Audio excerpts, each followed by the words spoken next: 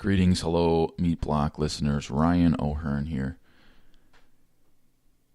Very excited to be talking to you all today about these topics regarding, in particular, on-farm slaughter work, butchery work at the farm site. Though I will be speaking to on-farm situations, the hope is that the topics and discussions and dialogue explored here could be valuable to any number of different setups, including stationary slaughter facilities, including custom exempt, mobile slaughter, USDA mobile slaughter, and amateur home butchery type situations. Hopefully, there's an incredible amount of overlap between all these things, and my hope is that I'll offer a certain perspective, take what you'd like, and leave what doesn't apply to your situation. But hopefully there is beneficial content here that everyone involved in the slaughtering and dressing out of animals could benefit from. Though our various niches are on the surface different, they are also incredibly similar, so there is a lot of overlap. And there is a lot of common ground. So I would entitle this recording something along the lines of On-Farm Slaughter, Butchery, Setup, and Preparedness. Subtitle might be Animal Handling, Corral and Knockbox Considerations to Ensure a Clean, Error-Free Dispatch During On-Farm Slaughter of Beef, Hogs, Sheep, and Goats. So the focus today will be mostly on animal handling, corral, and knockbox considerations. Also, brief discussion of the butcher's toolbox and some of the tools required for a field harvest or a field slaughter or a field kill of a domestic animal.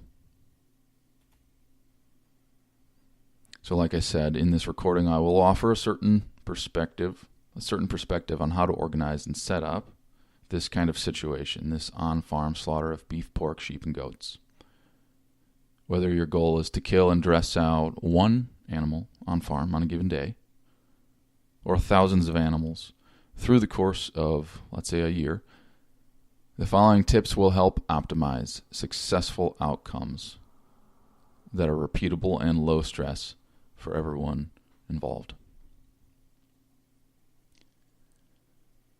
My perspective on these matters has been garnered from working aboard a USDA-inspected MSU, which is an acronym for Mobile Slaughter Unit.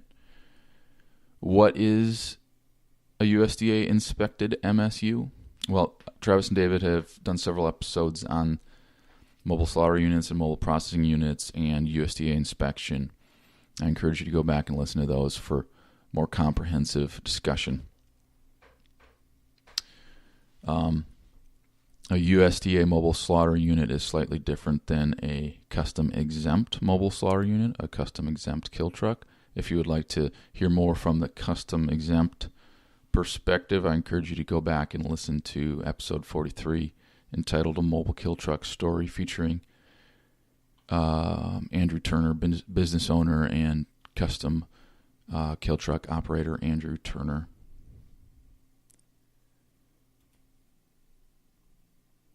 Briefly, I'll describe what is a mobile slaughter unit in the context of USDA mobile slaughter. Firstly, there's only 30 or 40 of them in existence globally. They are a very specific type of USDA inspected slaughter facility that's on wheels. It's the size of a tractor trailer, semi-truck, has a large box trailer set up in the back within which all carcasses are dressed out inside of this stainless steel box. All carcasses are dressed out, and there's refrigeration space within it. So once the hot carcasses are dressed out, zeroed, trimmed, acid washed, etc., they are rolled into this drip cooler, this hot box cooler, where they're blasted with cold air, and the temperature of the carcass is rapidly reduced to the appropriate parameters of temperature within the appropriate amount of time. This all occurs within the back of this custom-built USDA trailer. Now, the killing of the farm animals occurs outside of the trailer, which is to say the knocking and bleeding of these animals occurs at a knockbox spot, a slaughter spot, which is, roughly 10, 15 feet behind the open back of the trailer. And after bleeding out, the carcass is winched with a mechanical hoist, winched into the back of the trailer to further work on and dress out the carcass. For the purposes of this conversation, my focus will be on the fact that a USDA inspector is watching. A physical person is there. This government employee USDA inspector is watching this whole situation from animal handling, knocking, bleeding, and dressing out. And their primary concern is public food safety, the sanitation, and the cleanliness of the process. Their concern is also animal welfare. And what can happen if there's any sort of deviation from what the guidelines that they are looking for. If there's any deviation, they are capable of shutting down the entire process immediately and saying, you guys are done, not only today, but indefinitely until you redo your paperwork and explain what happened in the situation, how you'll avoid it in the future. I mentioned the power of the USDA inspector to shut down your workday. I mention that because it is a big deal to get shut down. All of us who work for USDA go through great lengths to avoid being shut down. Not only is it a huge financial loss if this were to occur, but if it occurred repeatedly, multiple times, possibly the company could not recover from that and would be shut down entirely. So the people involved in engineering these kind of USDA setups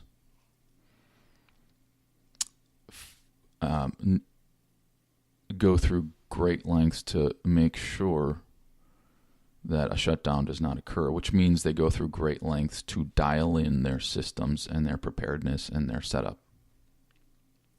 Starting with animal handling and knocking. Clearly, animal handling and knocking is important in every situation of slaughter work, whether it's custom or whether it's an amateur set up at one's farm. Clearly, it's important for everyone but the risk involved is slightly different for each situation, and that's why I mentioned this about the USDA situation. If you're doing your own backyard homestead farm kill and you miss the first shot, but you're able to get maybe the second or third shot, really that's not ideal.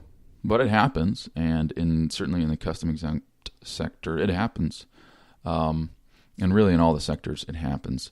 But the weight of that is a little bit heavier in the USDA sector because you can get shut down entirely. Now, my particular perspective on these matters is a result of mentorship from my boss, who is the manager of the company I work for and has been since its inception 16 years ago. He's a leading authority on USDA mobile processing. So I have not engineered any of the systems that I'm about to describe. I just have observed them in the field and observed through his mentorship, observed what works and what doesn't work and why. Aside from the competence of my boss and the proficiency and the skill set that he brings, the knowledge that he brings from a lifetime as a butcher, aside from that, which is no small thing, but aside from that, the situation and that has created the system that he employs have come about because of the co-op style model of the company that we work for, which means there are nearly 90 farmer members at this point.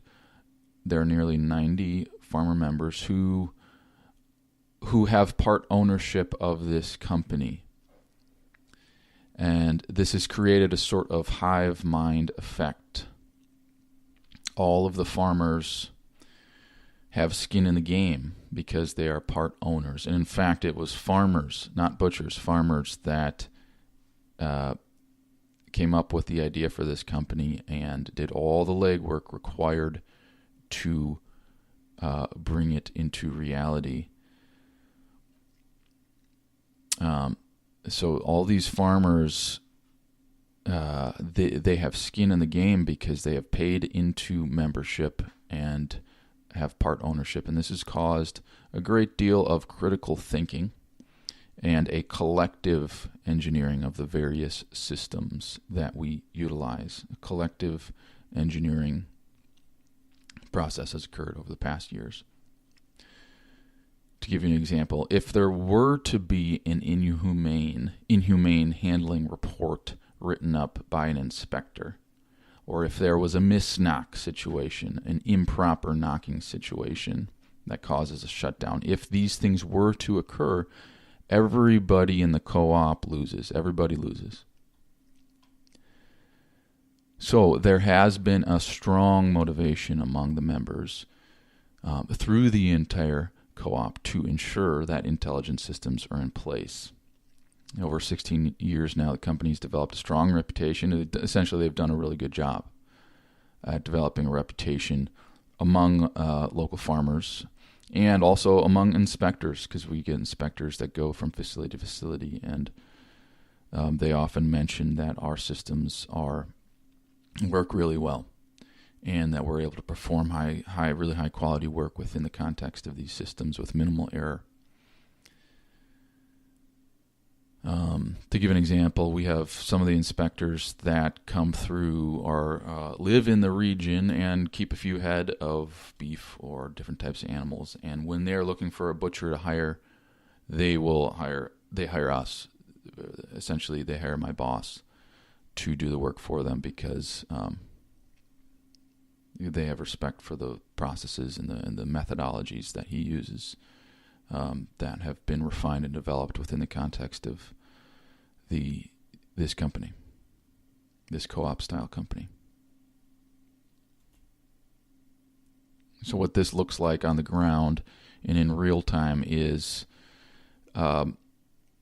it's a gradually moving away. First, it's an awareness of what are the riskier situations at certain farms, within certain corrals, at certain setups. What are the riskier situations, and what are the more streamlined, efficient situations? When you process animals at dozens of different farms, it becomes clearly obvious which farms have the efficient, streamlined systems and which ones do not. Certain corral setups are easy and effortless, while others are dangerous and stressful. Certain knock boxes work perfectly, while others are full of problems. This co-op style hive mind situation, first and foremost, it highlights what works well and what doesn't. And over time, the goal, the process is gradually moving away from the riskier setups and riskier situations and a cultivating of the safer, less problematic scenarios and situations for the good of everyone in the company.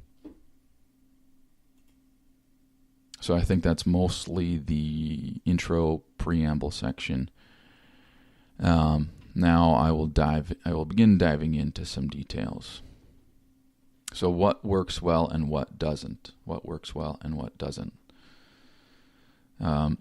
We have found, just to mention an example, we have found that captive bolt works well, and firearms are generally too risky. And this has been a very gradual process, but over time the company has moved towards majority captive bolt knocking and away from the use of firearms when at all possible.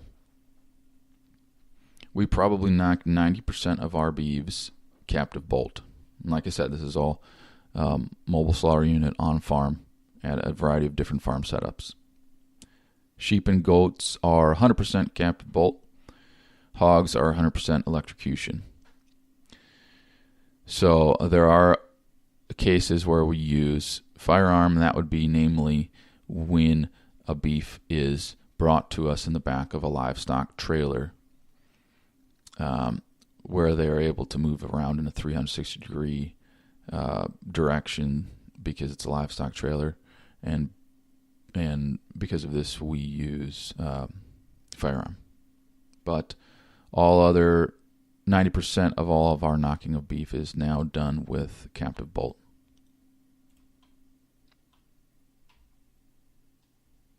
And once again, why do we do that? It's to avoid a missed knock. It's to avoid a shutdown. It's to avoid the gravity of that situation, which is a government shutdown of your facility. Not worth it.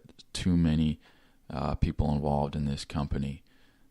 Too much liability and too much stress surrounding that. So minimize stress and just streamline systems have caused captive bolt to be favored heavily. How to avoid a miss knock. It's a very important component of this whole slaughter work situation.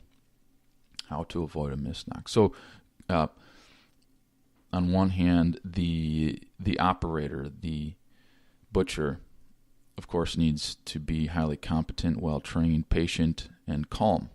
This is paramount. But so is the calm animal, and a setting conducive to ensuring calmness among the animals. Both are equally important.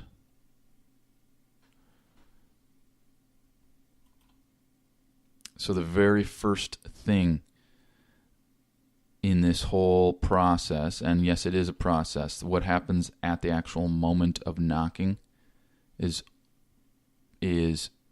heavily influenced by everything that transpired before that moment. So if you want to optimize the success of that moment of knocking, you have to look at the much wider picture, and you have to start at the very beginning, which is the first phone call with that particular farmer. So that's how this process starts. It starts with a phone call and a conversation.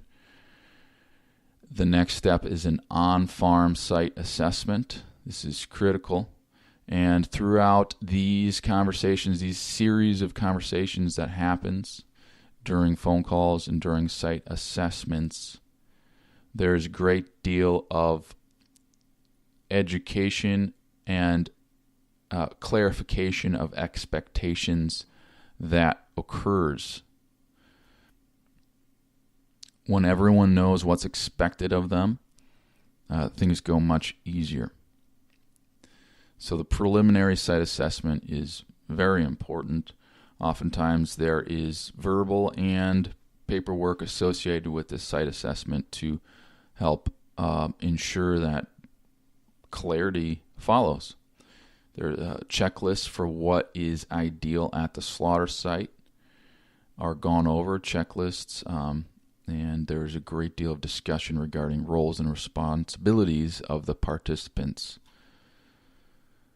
As pertaining to my company, this would be mostly education of the farmer if they are new to our systems. Within the context of any other butchering situations, especially an amateur home butchering situation, everyone who's involved in that butchering day needs to be involved in the preliminary conversations about what's going to transpire on that butchering day. Because once things starts moving, they start moving. So there's a time component. And if everyone's on the same page, it goes so much easier. And ideally, all the clarity and transparency about who's doing what and who what responsibility is what.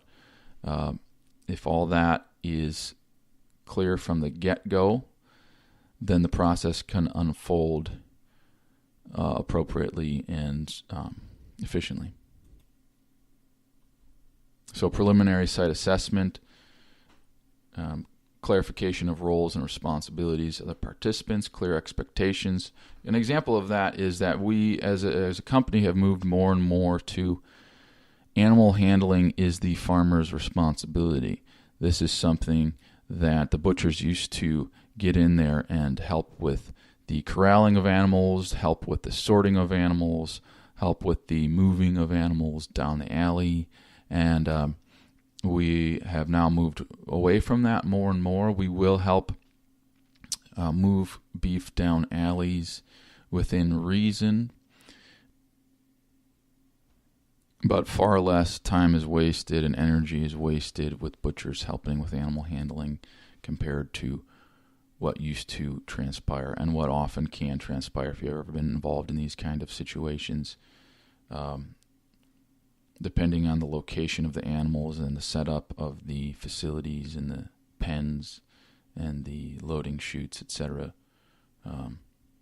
it can turn into a rodeo really quickly. People sweating, losing boots in the mud, and dangerous situations can unfold. And you only have to do that a few times to realize that something could be better here, especially once you go to another farm and none of that transpires and it's easy as pie. The focus then becomes on setup. The focus lends itself to improving the set and setting and the parameters of the situation in that way, as opposed to focusing on brute force trying to shove a square peg through a round hole, which is what ends up happening when someone's corral setup is not dialed in.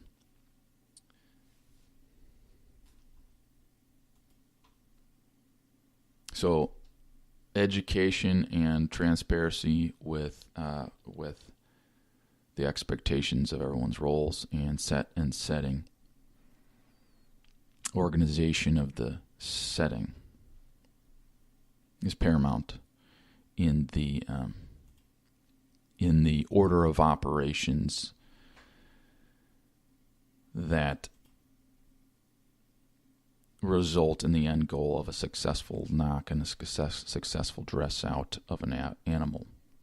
Set and setting and organization of the parameters of the setting are paramount, and a great deal of focus is placed on this part of the process. That's why I will be talking about it at length during this recording.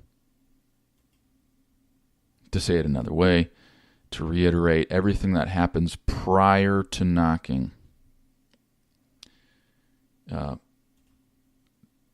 deserves a great deal of focus and energy, because if everything prior to knocking is dialed in, then everything that happens from knocking henceforth will go that much easier. So let's start with animal handling and corral setups.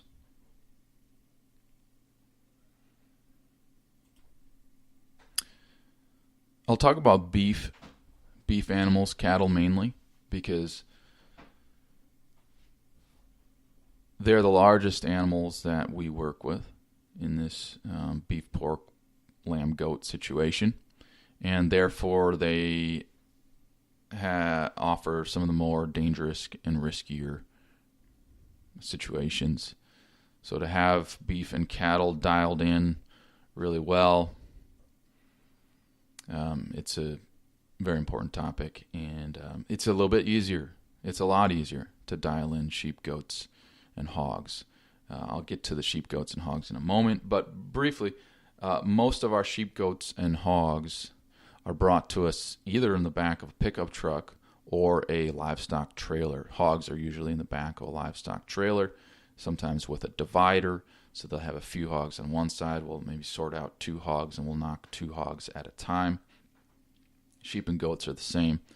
We'll knock 2 sheep or 2 goats at a time.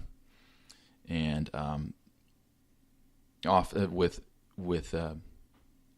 with sheep and goats, oftentimes a dog collar or a halter is used, all depending on the situation.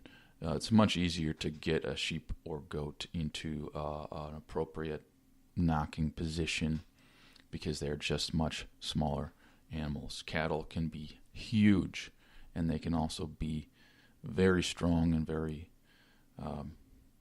wild if they got the adrenaline pumping. If they get worked up or stressed out, it is absolutely they can absolutely kill you very easily.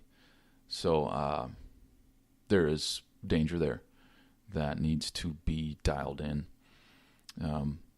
Worst case scenario, someone gets hurt, but even so, you still even if someone doesn't get hurt, you still don't want to have the butchers and farmers stressed out in that situation. You want it to be calm as possible, not only for the animal, for the butchers and the workers and the farmers involved in the situation. You want it to just be easy as pie. Just easy as pie. That's the goal. So how do we make it easy as pie? The night before the animals are, or the day before, the animals are sorted out into a group of, let's say we want to knock 6 or 7 beef, whatever the number is for that day, and they're in a special holding pen. Water is continually available to them, but hay and other sorts of feed are withheld in order to reduce microbial activity in their rumens. If you get just a slightly less swollen rumen, which is one of the stomachs of the animal, if you get a slightly less microbial activity in the rumen, that'll make gutting easier, and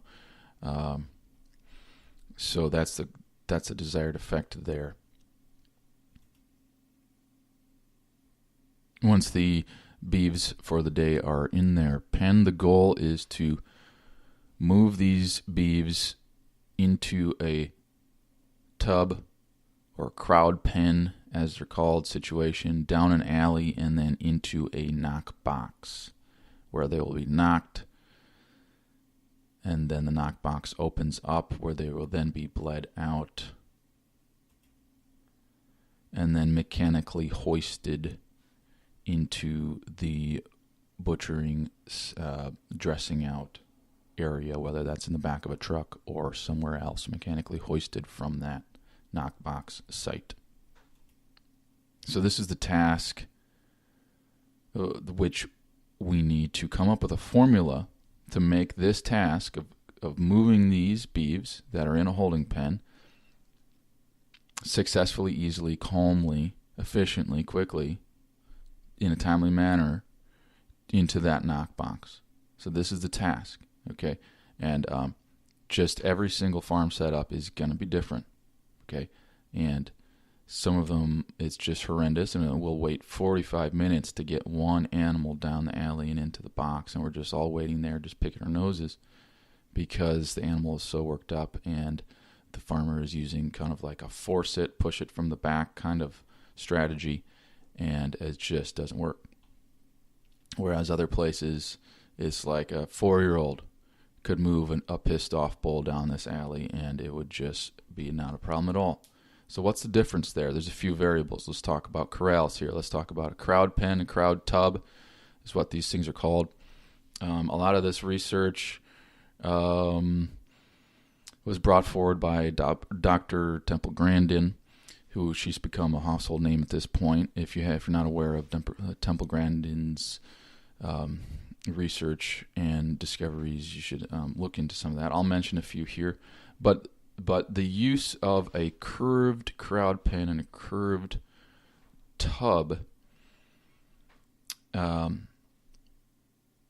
is an important part of this process of how to get a beef sorted out down an alley and into a knock box calmly and successfully.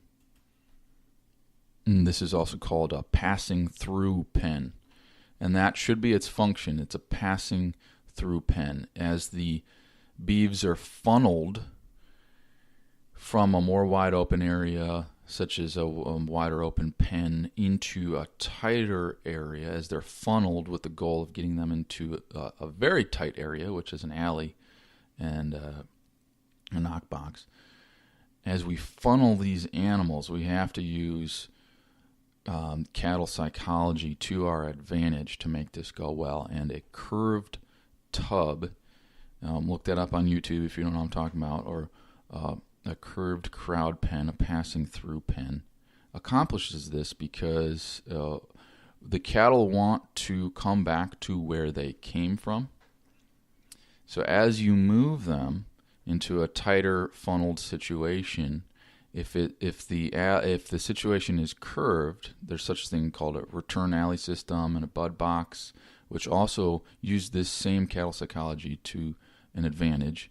If this tub, this funnel down area is curved, it takes advantage of the cattle's natural tendency to want to turn and come back to where they came from. So they will move through that easier because they think, because of that curved situation, they think that they are now turning and moving back to where they came from. So they'll readily go in that direction that you want them to go, which is the direction of towards the alley that you want to sort them into. Another feature of this curved pen or tub is something called a crowd gate. Ideally, a notched crowd gate is what you want here. Multiple notches. And Temple Grandin advises to put the crowd gate on the first notch and leave it there. The idea is to not think of yourself as pushing cattle from the back. The idea is to learn how to guide them from the front or from the front side area. So she doesn't, as some farmers will try to use a notched, multiple notch crowd gate system to just kind of force the animals around the tub. And forcing from the back or pushing too strongly from the back is just a recipe for a stressed out animal. So Temple Grandin advises using your crowd gate like an emergency brake, putting it on the first notch, and then using cattle workers kind of above and to the side and to the front of the animals, using flags and sticks and plastic paddle sticks to kind of work in and out of their flight zones, and in that way get them to move faster and slower in the direction you want them to move. So working cattle from the front in a guiding kind of way, as opposed to pushing from the back, is one of the kernels here to look at. So in the curved crowd pen or crowd tub with the crowd gate on the first notch, you want to have multiple animals in that crowd pen. They're going to feel safer when they are with a cohort, when they are with other companion animals. So you never really want to push just one through. You want to have always multiple, even towards the end of the day when there's maybe only one beef left. You still want to have a few companion animals in there with that beef. This will ensure calmness because they have a herd mentality, and they will be calmer when they're not isolated. They want to do everything they can to avoid being isolated. Making sure there's still ample room in your crowd pen so that all the beeves aren't just crammed in there with no room. So filling the crowd pen half full is the tip here. will ensure that they do not get into an anti-predator behavior pattern. Anti-predator behavior patterns is an adrenaline response, a stress response. That's what we are trying to avoid with these systems. So cattle want to come back to where they came from. You move them in a group, funneled down into your crowd pen, and it's curved so they think they're going back to where they came from. And this is the time when a small alley door opens, one animal gets sorted into it without even knowing it's been separated from the group. The rest of the animals continue moving through the curved crowd tub, and then using the crowd gate, they end up back in the very same wider open pen that they started from in the beginning, and then they can just chill out in there until it's time to move the next. It's time to knock the next animal, in which case the process would be repeated. Now that one animal has been sorted into an alley with an operator that opened the alley door, let the one animal in as all the animals are going through the pen. The one animal is in a high-sided alley now, moving forward right to the knock box.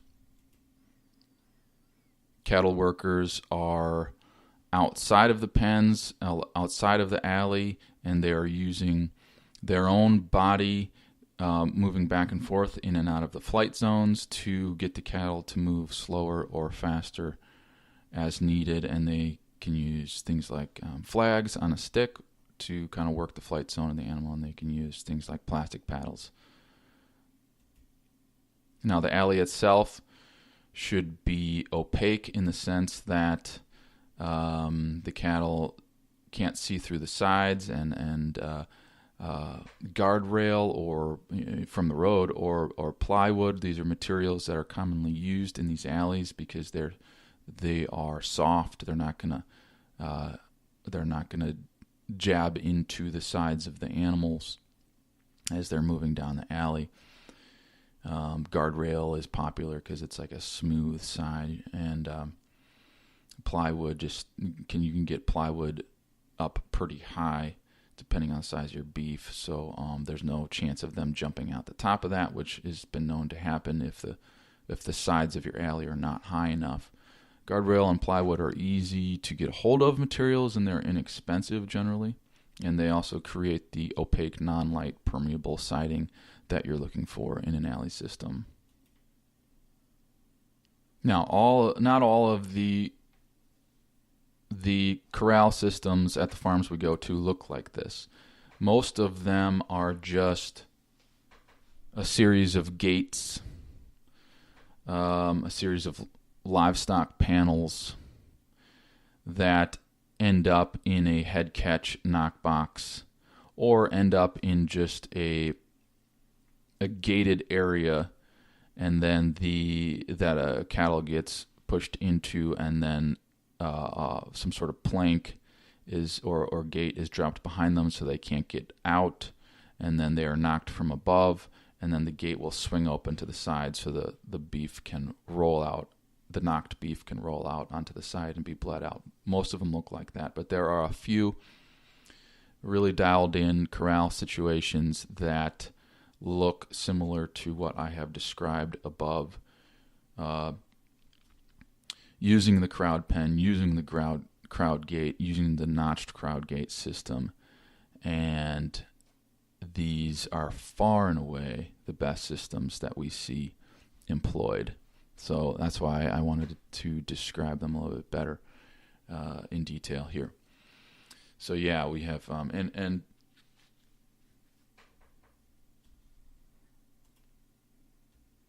yeah, the curved tub, the curved system, and with the companion animals, moving them in and out of their flight zones from the front, it's just brilliant when you see it work well. You want to keep your animals out of this anti-predator behavior, and keep in mind, if the animals do get stressed, it literally takes 20 to 30 minutes for these beef animals' heart rates to calm down and for that adrenaline to begin leaving their system. So if you do make a mistake get frustrated and somehow your animals get worked up, it literally is a better idea to just take a coffee break, let them calm down, and then try again in 30 minutes. And I can't tell you how many times I've seen worked up animals, and it just it doesn't work very well to try to move worked up animals. It's frustrating for everyone involved, and people are sweating, and it just doesn't go well. Now, eventually, you have one animal moving down an alley towards a squeeze chute, towards a knockbox. So let's talk knockbox. Some knockboxes work really well. Some knockboxes don't. A lot of the farmers we work with use their like a squeeze chute, head catch, kind of like Powder River, kind of a squeeze chute situation for the knockbox. Now, there's a couple details here that's worth talking about. Now, like I said, we are using captive bolt on these animals, so we want the operator of the captive bolt to be able to get into a safe position adjacent to the animal, above the animal, maybe standing on a stool of some sort outside of the knockbox, right next to the knockbox, maybe standing on the side of the knockbox in a safe situation, being able to reach their hand and get their hand in a position above the forehead or near the pole area of the beef. So it would be a logical conclusion to think, okay, well, if I can get my beef animal into this squeeze chute and I can apply the head catch mechanism, a lot of these have a little gate that opens, and you can get the beef to kind of poke their nose in and then poke the rest of their head in, and then in that way you can then catch their head into a fixed position. So this, on the surface, looks like a great idea if you're going to use a captive bolt. Okay, let's do the head catch. Let's use a head catch. Okay, so the problem here is in the let me see what I was going to say. The problem here is in the mechanism of the head catch and the engineering of the particular head catch. You want a head catch situation that opens wide at the bottom. A lot of these head catches do not open wide at the bottom. They kind of come to a narrow V shape at the bottom, and they'll open wide on top. This is problematic if you were to knock a beef in this situation in a head catch, and what would happen is the beef will drop straight down, and then the neck and head of the beef can get wedged right into the V tight bottom of the head catch, and it can get stuck there. So this is problematic because we don't ever want these large, heavy beef animals to be stuck in any way, shape, or form, because they often are way too heavy for one person to be able to lift. Even just the head, trying to lift a knocked beef, lift their head up out of that V-shaped bottom of the head catch, sometimes doesn't work. So as we all know, after knocking, the goal is to bleed the animal very quickly within a minute or so of knocking. After brain death, we want to perform a jugular stick of some sort in order to bleed out the animal and thereby cause death of the animal through bleeding out. So after knocking, before knocking, we have to be very certain that the knock will unfold in the way we want it to unfold so that we can perform the next step, which is bleeding. Head catches can be problematic. If you use a head catch, make sure it is the head catch that opens wide towards the bottom so that when the beef drops, it's not getting jammed into the machinery, jammed into a tight spot in the loading chute right there, into the head catch chute. Okay. The next consideration is that you want the beef to be able to roll out of the knockbox on its side. So you got to make sure that there is some sort of swing gate mechanism that will open wide on the side. You got to make sure no one is standing in that swing gate area, because the pressure of the knocked beef's body on the side gate will cause it to fly open very forcefully. And as long as all individuals are clear of that area, then you can open that mechanism, let the animal fall out onto its side, and bleed it in that way. I tell you, if there is a problem with any part of this process, the dropping of the beef getting stuck after knocking, it is a big problem. So you don't want there to be a problem with what happens after knocking. You want to make sure you've thoroughly gone over your knock box situation, and you have decided whether you're going to use a head catch or not, depending on the particular knockbox piece of equipment that you're working with. Most of the time, we do not use the head catch, because most of the time these head catch situations do not open wide at the bottom, so it is not worth it. So then we are standing on the side adjacent to the animal, reaching hand in to try to get a good captive bolt knock on the animal. And we're making sure that our side gate mechanism opens well and is not prone to jamming. That it would be incredibly problematic to have it jammed and not be able to get that gate open out of the side. So all these details are going over days in advance during all the preliminary discussions associated with site assessment and farmer education. And once we feel really confident in the knockbox situation, we can move forward from there to schedule a butcher date and line everything up on that butcher day. Many of our best knock boxes utilized by farmers that we work with are in some way, shape, or form custom adjusted through to make sure that these head catch and side gate opening situations are flawless, because those are the biggest concerns when we're going to knock an animal especially these big animals. I think the main takeaway for folks interested in on-farm slaughter of beef animals, main takeaway is the more preliminary thought into these setup and preparation considerations, the more you do at this leg of things prior to knocking, the better everything will go thereafter. Not everyone will be able to have a custom-built knock box that works really flawlessly. But it is important to talk about the ideal for what these things look like when in an ideal situation.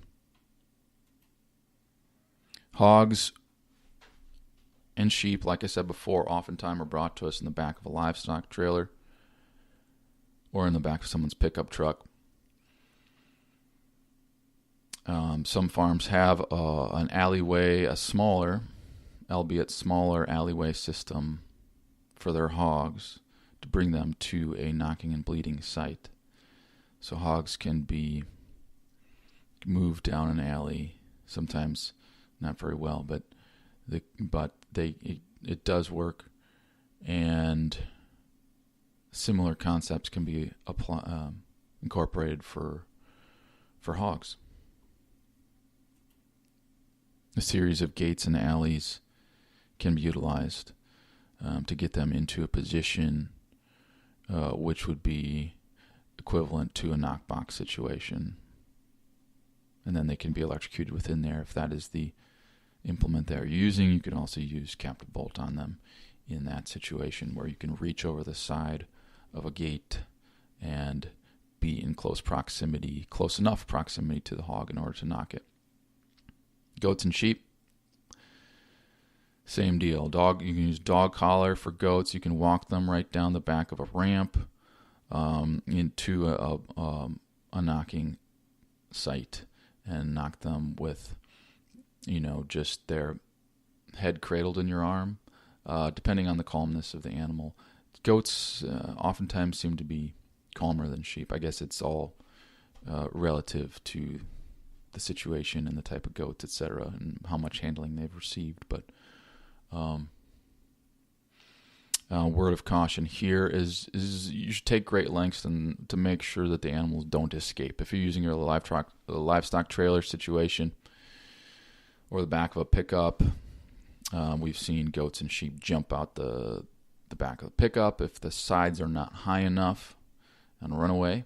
We've seen livestock trailers where the back door was not closed all the way when the butcher climbed into the back of the livestock trailer, and animals were able to escape. So first thing you do is always make sure your backup gate is latched appropriately. My boss had a farmer that had a beef coming down an alley, and the gate was closed only with a bungee cord, thinking that would be sufficient. And of course, the beef just pushed right out. Bungee cord went flying, and the beef ran away. So this is quite possible. Certainly, you want to make sure all the gates are latched appropriately, but also with a quick release type of setup, just don't use a bungee cord. So yeah, goats and sheep can oftentimes just a dog collar can be used to kind of get a good grip on them, or a halter with a rope can be used to really get a good grip on them. And then you can either sit them on their butts like you would in a shearing situation if you were shearing them. You could also kind of just wedge them against the side of a wall, side of a trailer, so that they're not moving while you get your knock in a gentle, albeit gentle manner. Gentle but firm, because you don't want them wiggling around, because that would risk a missed knock if they were wiggling too much. And then there's going to be operator proficiency and competency, which mainly is patience and not pulling the trigger until you're 100% confidence that you have the shot lined up that you want. And calmness of mind for the operator is a big variable in this situation. Any sort of anxiety present in the mind of the operator will be a detriment to the calm and accurate knocking of the animal. Bleeding site. Bleeding site is the next topic. Considerations for bleeding site are primarily drainage focused.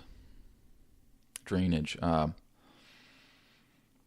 Ideally, at this knockbox / bleeding site,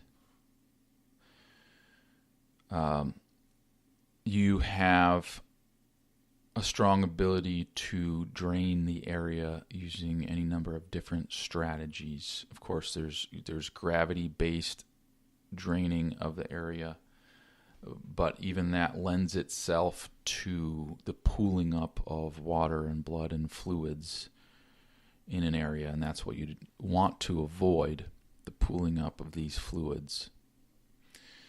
Most farmers will allow drainage to be graded. They'll have the site graded to a drainage location, a drain of some sort, and then they will sump pump. They'll use a sump pump to pump from that drain. And then you can direct the sump pump hose in any number of different directions, and you can pump those fluids, the water and blood and everything, far away from the bleeding site. And this is the most effective system that we've seen. Some farmers strategically position their knockbox and bleeding site within a few hundred feet of their compost area, and then they are able to then sump pump directly into their composting area. Other farmers sump pump into just pasture or to grassy areas to let it kind of permeate into the ground in that way. But it is a wonderful substance to be incorporated into a rich composting microbial area that is well suited for the kind of microbial activity present in these body fluids of these animals. So sump pumping to a compost site that you're in proximity to, maybe a few hundred feet away or more, depending on how long of a hose for your sump pump you have, that would be ideal. On the topic of ideal setups, a concrete slab at the bleeding site is an ideal setup. If you're going to create a concrete slab for bleeding, ideally you want a trough, a few inches of trough incorporated into the design of your concrete slab so that the fluids, as they pool up and get washed off the slab, they have a trough or a gutter that can guide those fluids towards the drain. And then from the drain into the sump pump out to whatever direction that you want the fluids to go to. Sump pumps require power, they require electricity, so ideally you want to have a power setup at the site, at the knocking site, at the bleeding site. You also want to have a pressurized water hose at the site. So these are the components of a good bleeding site. Drainage, ideally sump pump, ideally concrete slab with gutters built into it to guide the fluids towards a drain. Water hose, and electricity.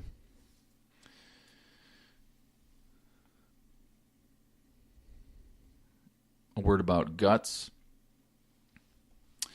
The guts can be extremely heavy, especially on cattle.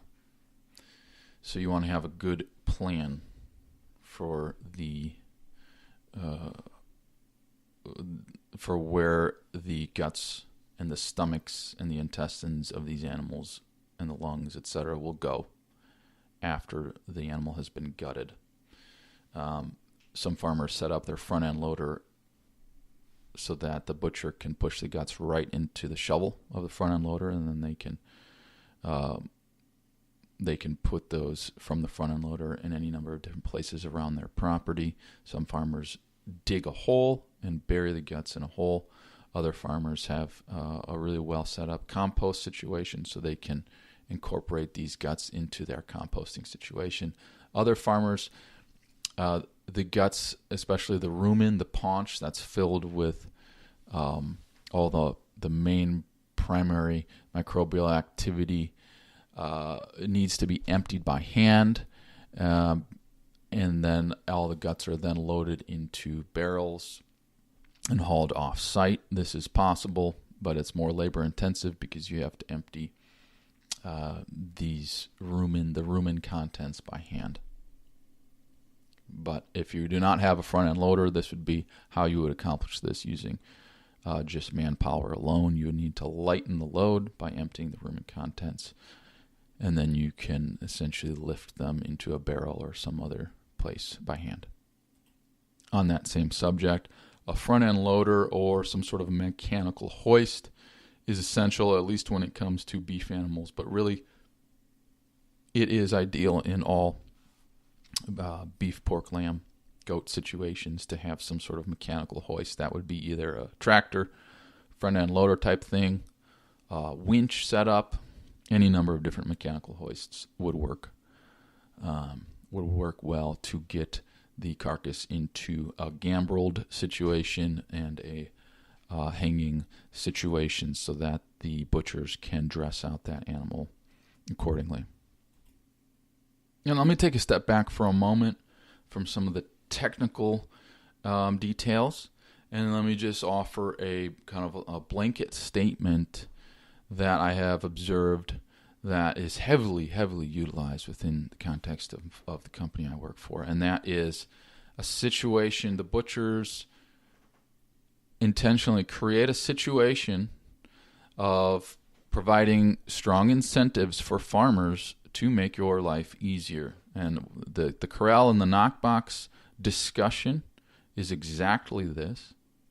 If a farmer is incentivized to create a better corral and knock box, the butcher's work will be profoundly easier on butchering day. So some other examples of this same concept is our butcher company will add extra costs onto there's a kill fee cost, of course, like a flat rate for beef, which is different than the rate for pork, which is different than lamb. But there will be extra costs added on to that if farmers don't comply with certain requests, with certain standard procedure requirements.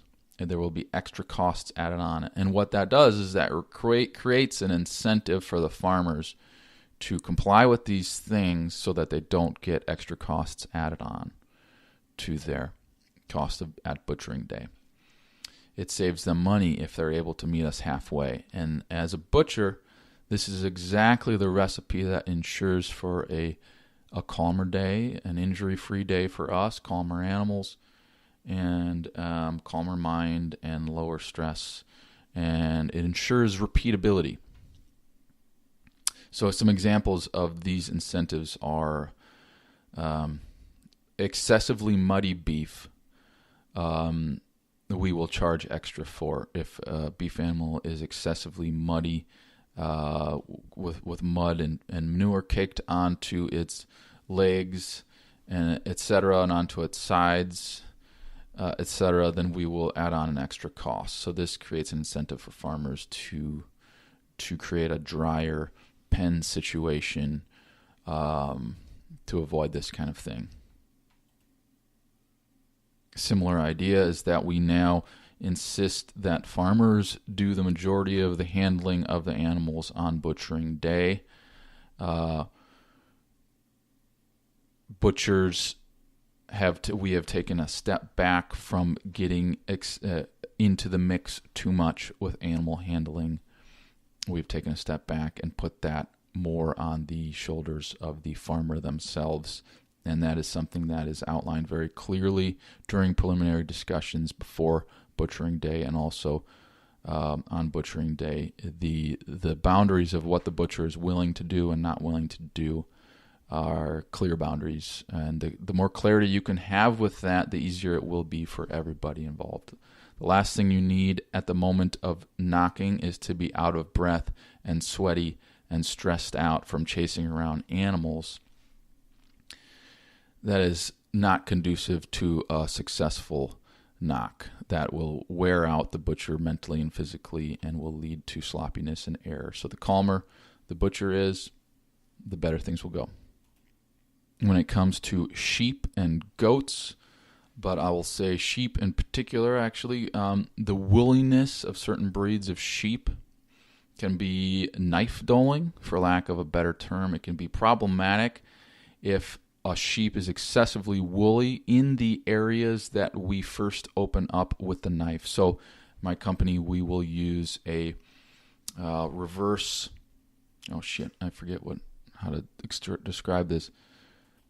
I guess you'd call it a reverse pelt punching method, which means that we open up the forelegs and the neck as our primary opening points when we're opening the pelt. We do so with the lamb in a cradle, and we open the forelegs, and we open down the center of the underline and midline of the neck. And these areas are prone to being excessively woolly, so we require farmers to shear these areas. That's what I'm getting at. We require farmers to shear excessively woolly sheep in these areas. And that makes our life so much easier. It saves our knife from having to go through really coarse, matted wool as we're trying to do our preliminary opening. And it creates a much cleaner carcass situation. That primary opening of the pelt is critical, is very important to maintain cleanliness from the very first knife stick into the pelt or the the hide of the animal. And so it's very important to make sure that those sites that you are opening are as clean as possible, and the farmer has a hand in that. If they can shear those areas and remove wool and whatever debris is caked into the wool in those sites, then everything will go better from there. So we create incentives by for farmers to do this by adding on extra costs if they have not done this.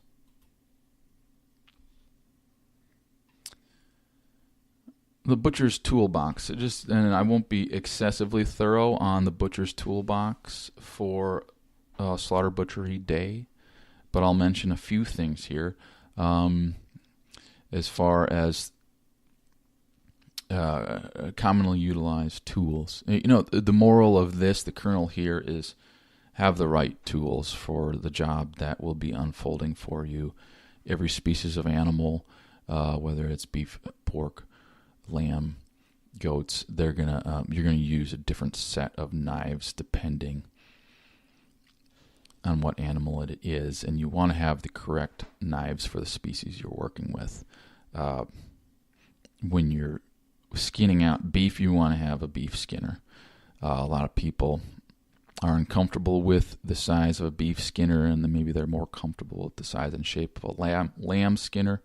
I would still encourage the use of a beef skinner. Get comfortable with that tool. Get comfortable with the tools that are best suited for the tasks that you are asking them to do. So skinning out beef, once you get comfortable with the beef skinner, skinning out beef goes much better with a beef skinner than a lamb skinner. So use the appropriate tools for the situation. Sawing, splitting saws.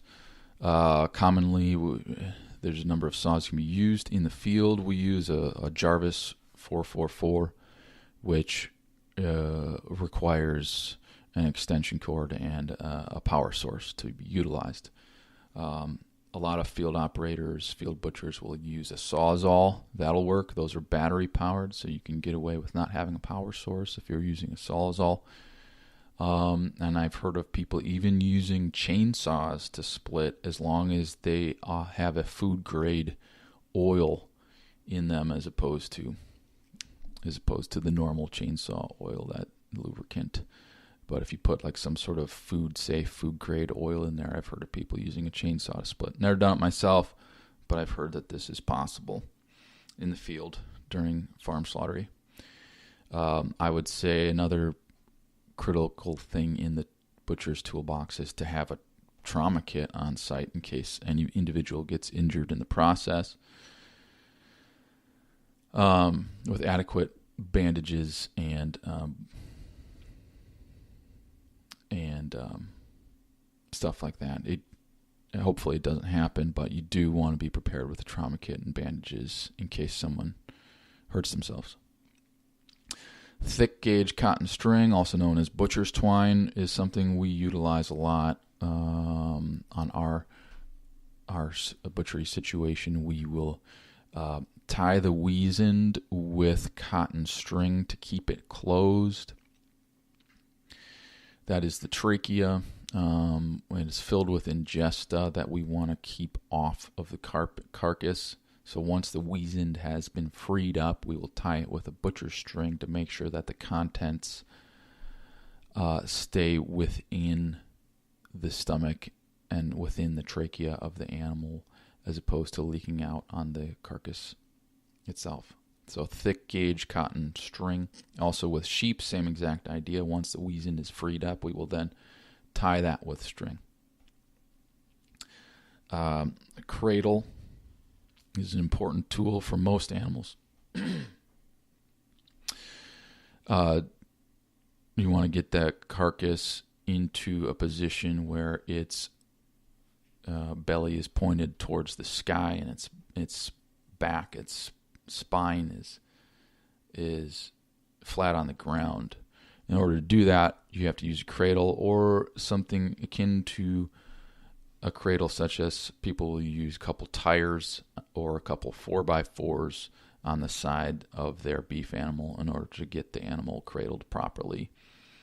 You want to have a gambrel set up, small gambrels for lamb and sheep and hogs, and a larger gambrel for beef. And of course, the size of the gambrel hopefully should match the size of the animal that you're using. Logger straps and chains. Logger straps can be used on the hind legs of the animals, to, especially beef, to winch them, mechanically hoist them into the positions that you want them to be. Chains can be used for this purpose also. As you lift and move the beef from the bleeding site, you need to fasten some sort of logger strap or chain to their hind legs in order to move them around. So I think that's about it for now. The point of this recording isn't necessarily to talk about all the techniques related to knocking and dressing out an animal, all of which there are many, many techniques that can be employed. The goal of this recording has been mostly to talk about setup and preparedness components. So hopefully I have accomplished a little bit of halfway intelligent dialogue on this topic. And hopefully anyone who finds this stuff interesting can weigh in with their perspectives on it. And hopefully there's pieces of this that can be incorporated into a variety of different slaughtery and dressing out of animal type situations. Like I said before, my experience is informed by the particular co-op style USDA situation that I have exposure to, but there are many other good perspectives out there, and we all have something to learn from each other, and hopefully we'll all get better together and kind of create another different version of the hive mind principle to lift each other up. All right, Ryan O'Hearn at Gather and Break. I hope everyone's well. I hope everyone enjoyed this topic, and we'll keep talking about it. Send me questions if you want through my Instagram handle at Gather and Break. It's probably the best place to reach me. All right, take care. Bye.